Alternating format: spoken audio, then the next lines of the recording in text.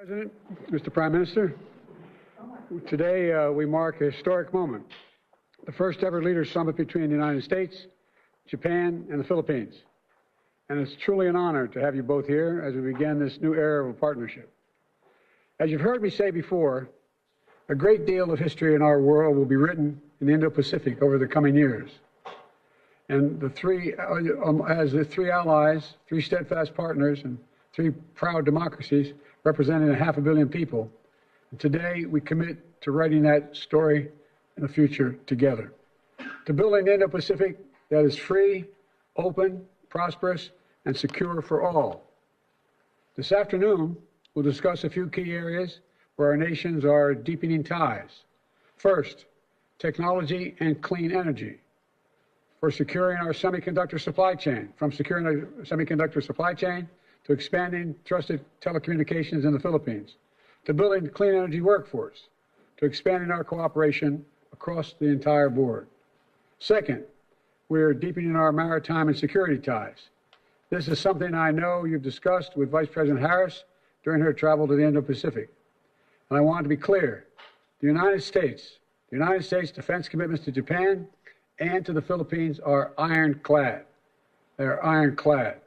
As I've said before, any attack on Philippine aircraft, vessels, or armed forces in the South China Sea would invoke our Mutual Defense Treaty. Finally, I'm proud to announce we're launching an economic corridor in the Philippines as part of the G7's Partnership for Global Infrastructure and Investment. This is the first corridor in the Indo-Pacific.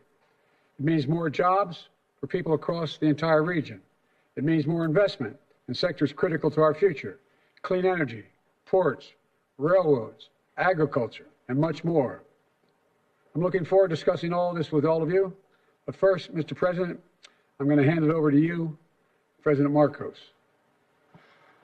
Thank you very much, Mr. President. Once again, allow me to thank you for hosting us, Prime Minister Kishida and myself, in the White House for this very important agreement, which we are going to formalize today. We meet today as friends and partners, bound by a shared vision and pursuit of a peaceful, stable, and prosperous Indo-Pacific.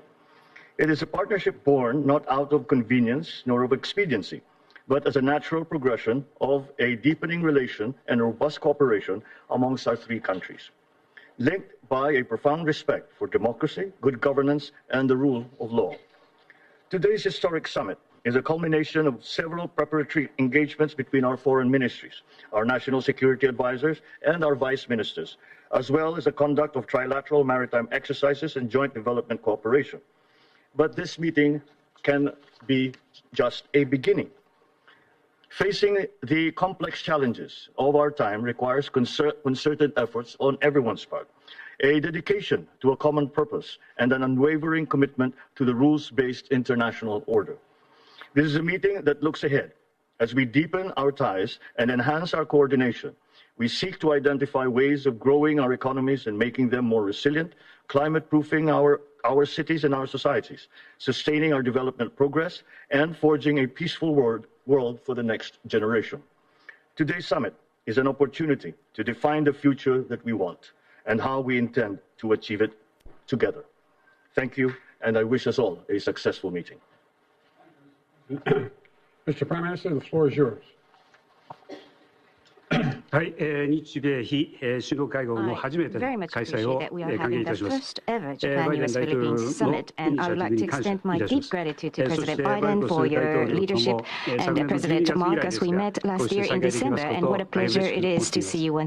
た世界が複合的な危機に直面する中、本質的に基づく自由で開かれた国際秩序の維持強化に向けてどのような国との重要 based on the rule of law. Today's meeting will make history as an occasion that significantly pushed forward such initiative. Japan, the US, and the Philippines are maritime nations connected by the Pacific Ocean and are natural partners. We share fundamental values and principles and have supported regional economic development. In order to secure peace and prosperity in the Indo-Pacific, I hope to reaffirm our intention to further strengthen trilateral cooperation and to present the specific way forward through today's meeting. Thank you. President, Mr. Prime Minister, to put it simply, when we stand as one, we're able to forge a better future for all. And that's what this new trilat is all about, in my view. Building a better future for people across the Indo-Pacific and, quite frankly, beyond, around the world. So thank you both for being here, and I look forward to this first summit and many more in the years ahead. And as we say goodbye to the press, we'll wait a minute here and we'll get moving.